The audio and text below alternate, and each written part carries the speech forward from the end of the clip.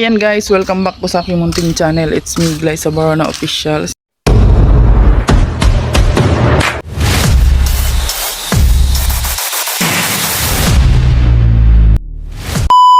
So for today's vlog guys ay ikakabit na po yung bintana. Ito po sa sa aming bahay. Ayan. So maraming salamat kay Ate Inday. Dahil siya po yung nagbigay ng aming bintana ngayon dito sa bahay. So dalawang bintana po sinagot ni Ate Inday kasi naawa po si Ate Inday kay Kingking nung nahulugan po si Kingking ng bintana namin na kahoy. Kawayan siya, nahulog po sa paa ni Kingking. Kaya sabi ni Ate Inday ipagawa daw muna po niya yung aming bintana dito sa sa loob ng bahay namin guys. Ayan.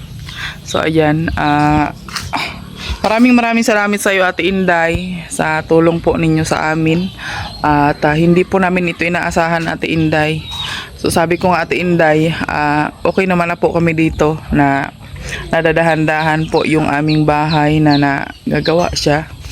Pagka may budget po kami itutuloy, pag wala tigil muna, ganun po yung ginagawa namin kasi nakaya man po kung marami tayong tatanggapin na tulong, di ba? Mas marami po ang deserving sa tulong po ninyo. Pero maraming salamat po Ate Inday. Sobrang salamat po Ate Inday at talagang blessing po ito sa amin na mailagay po yung bintana dito sa bahay at actually mayroon pa po yan natira na 3 bintana. So hindi muna namin yan ipapagalaw kasi nga may balak kasi si Alex na baguhin po yung kwarto dito. Balak niyang lakihan yung kwarto ng mga bata kasi syempre tagdalawang dalawang boys, dalawang girls, kaya yun ang po yung balak niya. So ito na guys.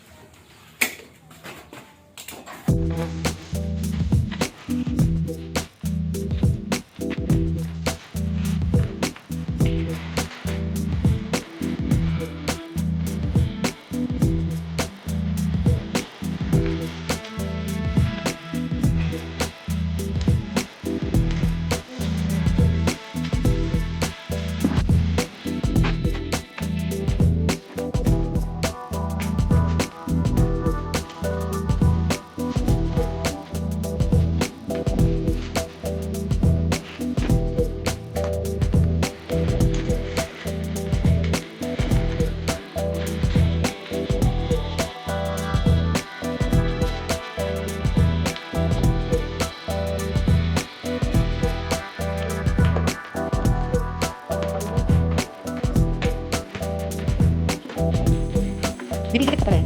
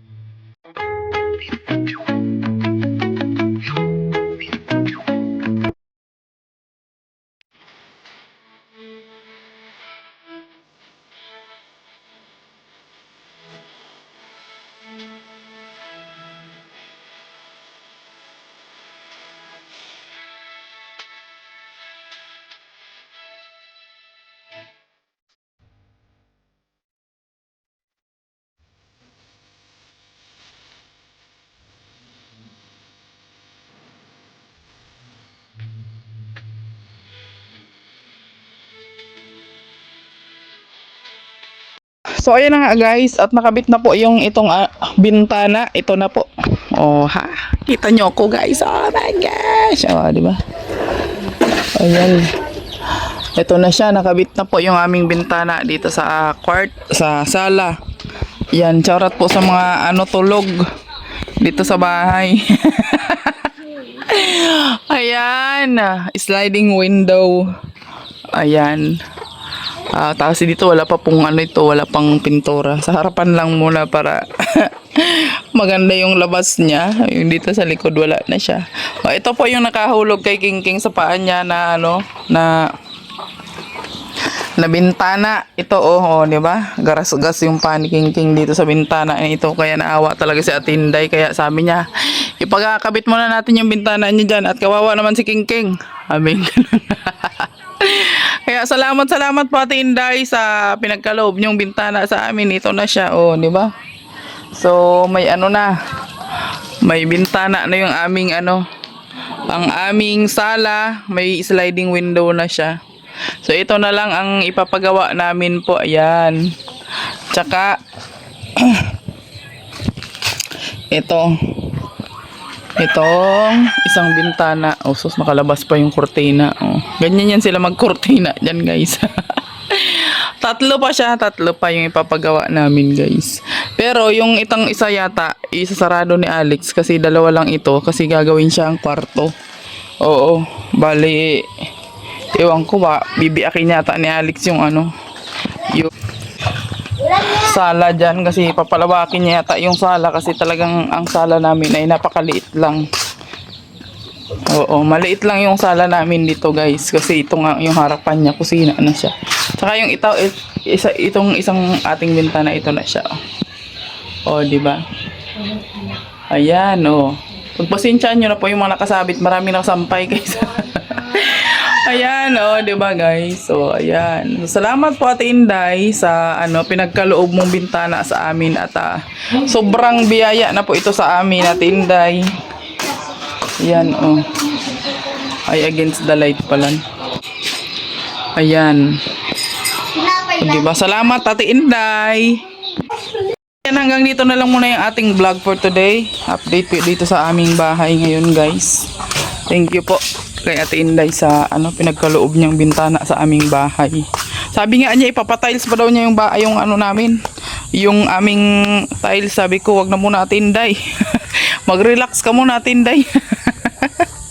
Okay lang naman yung saig namin Ate Inday, basta sabi ko ano nakakatulog naman kami ng maayos diyan Ate Inday. Kaya wag ka na magpara-worry sa amin Ate Inday. Ayan. So, salamat Ate Inday. God bless you more. At thank you for watching po sa inyo guys, sa mga nagsusupport po sa ating vlog. Thank you po sa inyong lahat. Sana hindi po kayo magsawa sa panonood sa aming mga vlog ngayon guys. Thank you for watching. Bye bye.